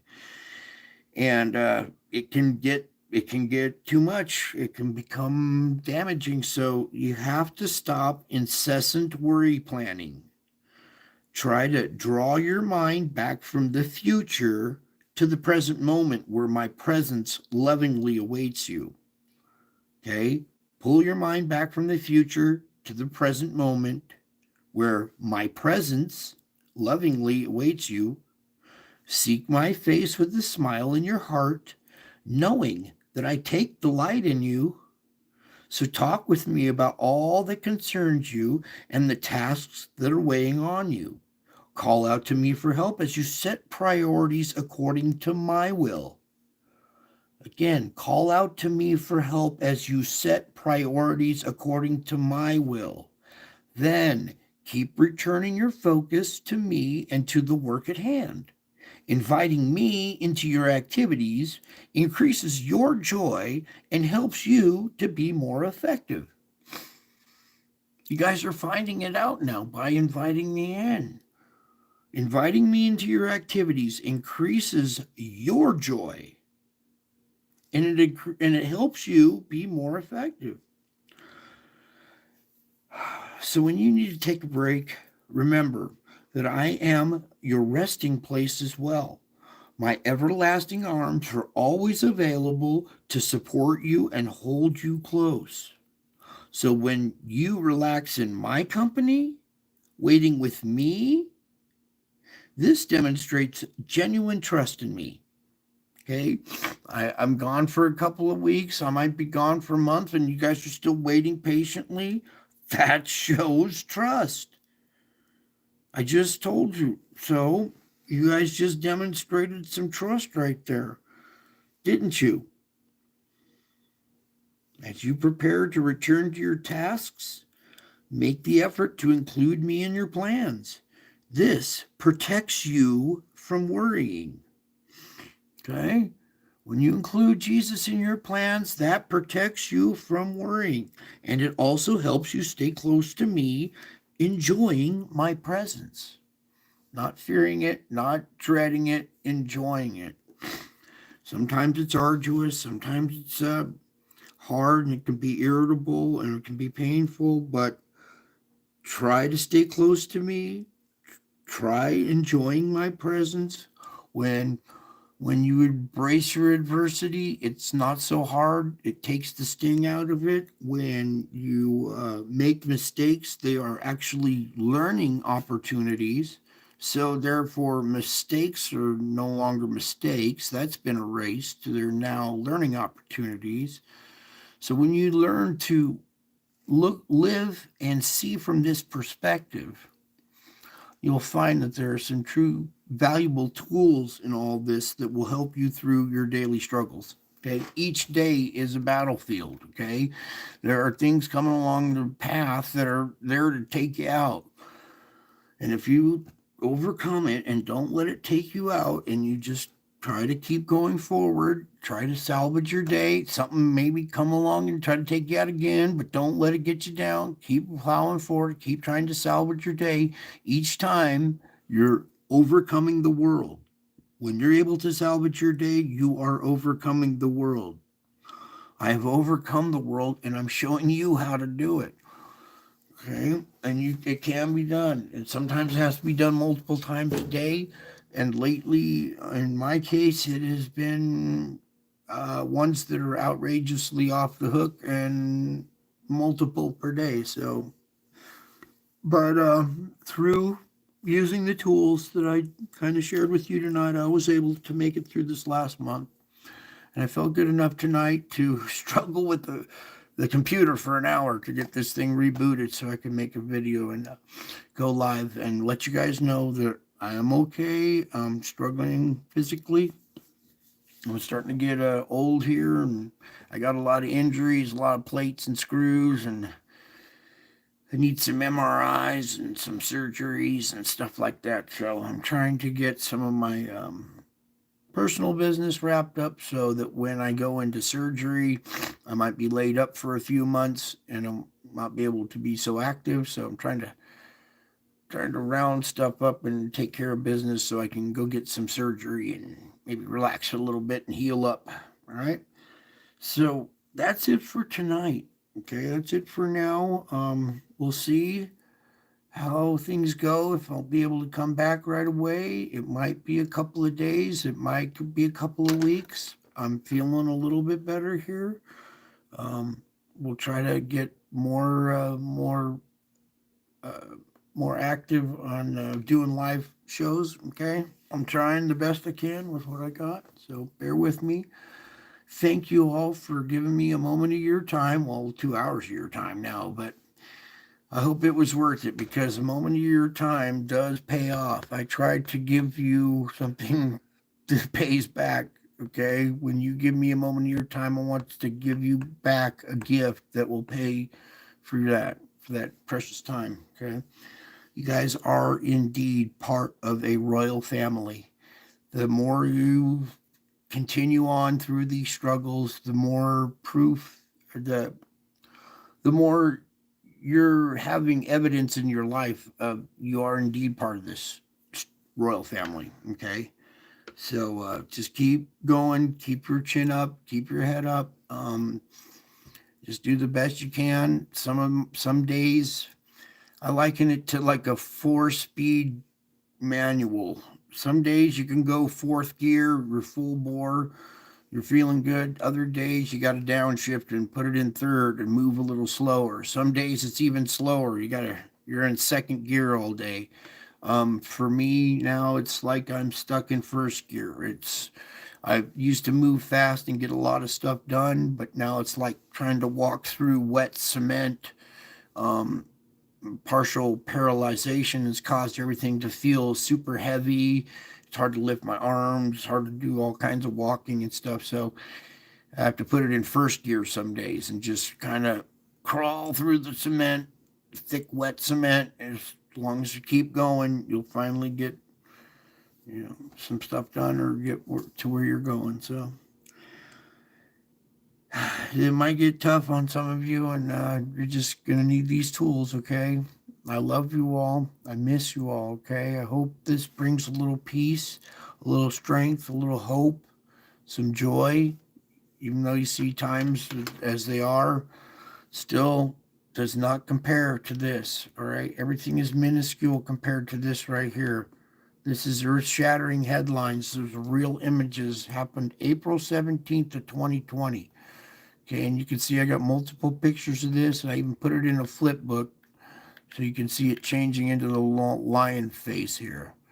Okay, so multiple faces out of this event, a real event. This activity continues every day to me too. I don't document it anymore because it's just too much. I can't hold the camera up. Every time I try to look up the sky, something wrong in my neck, and I get a nice little shock runs through my system. So I gotta get some surgery and some discs fixed and stuff. So anyways, we were able to capture this event right here. 2,000-year-old prophecy came true on Easter. All right, all this stuff started happening to me right before the Revelation 12 star alignment, and then ever since. Okay, I got UFOs that watch, follow, and study my every move. I got giant faces in the clouds that watch, follow, and study. I got advanced civilizations from the past that are here that watch, follow, and study my every move. It's after a while it gets hard being in the spotlight or being under scrutiny all the time. So, and I'm I make mistakes too. They're learning opportunities. So, anyways, I love you guys. I miss you guys. Hang in there. Keep practicing these tools. It'll bring you relief. I'll try to get back to you guys as soon as I can. All right, just hang in there. I appreciate your prayers, and I'm praying for all of you. You are indeed caught up, like in a good book or a good song, you're caught up with me in the clouds. This is me coming in the clouds with power and great glory. The crown signifies power and great glory. Each time you overcome something, you get a glory. And I overcome a lot of stuff per day, so I've got power and great glory. And you guys are getting great glories, going from glory to glory to glory as you go through your tribulation each day. All right, this is a tool to help you salvage your days. All right, the root word of salvation is salvage. Okay, each day is important to try to salvage that day so you can bring this light. Your face will glow, and you can bring this light into other people's lives. Okay, bring them hope, peace, and strength and courage. Okay, the same thing I try to bring to you, you're to reflect to others. All right, treat others as you would want to be treated. Okay, that's it for tonight. I love you all. I miss you all. And until my next show, I will be back. 2,000 years ago, told you I would be back. I am back. Can't you tell? You're caught up with me in the clouds. We're in the air of the internet, the cyberspace. We're in the air of cyberspace. We're this little community, which is a family. All right, so I meet my family in the air of cyberspace where they're caught up with me in the clouds, like a good book. All right, there's a lot of misinterpretations of the Bible, and it tells you in there. Everybody will have it wrong, but somebody has it right. There's one person who knows that's got it just right. Okay, and you're lucky that you've made it here. You are indeed part of this royal family. You guys just keep going. All right. Keep trudging along, keep praying for each other, keep helping everybody, and try to bring that light, that peace, hope, and strength into other people's lives. I'll be back as soon as I can. All right, pray for me so I can be back sooner. Until my next video, my next live stream, I am a man of my word. I will be back. I'm already back. Can't you tell? You should be able to. Bye. Love you all. Bye.